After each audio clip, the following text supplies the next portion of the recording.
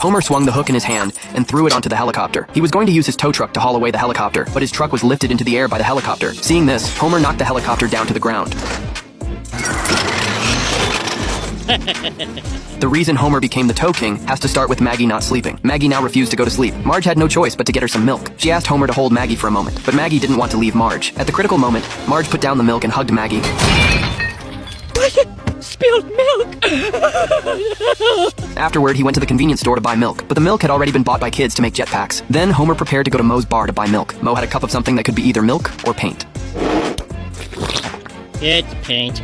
Or is it? Yeah, it's paint. Homer went to the neighboring town and finally found milk, but he had parked his car in the wrong spot. The tow truck driver learned that Homer had come from a neighboring town to buy milk for his child, so he decided to take Homer to the tow yard. Homer planned to get his license first.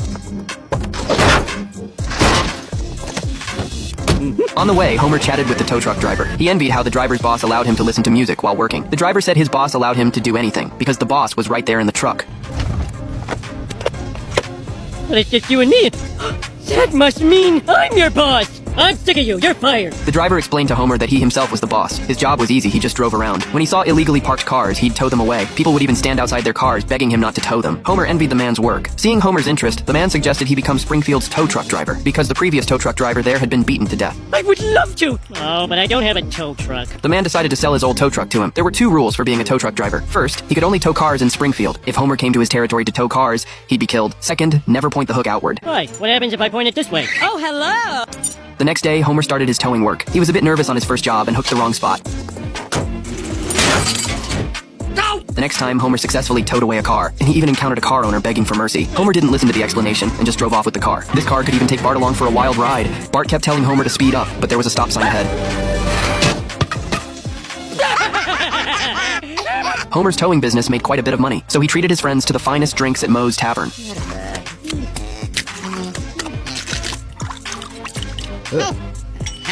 Homer learned that Lenny's car was illegally parked outside, so he immediately left the bar. Homer didn't listen to Lenny's explanation and just towed his car away. Soon, a large number of cars waiting to be redeemed piled up in front of Homer's house. Even the school bus and the kids on it were towed there. After having his car towed, Principal Skinner could only move forward using a chair. You can't impound my spirit.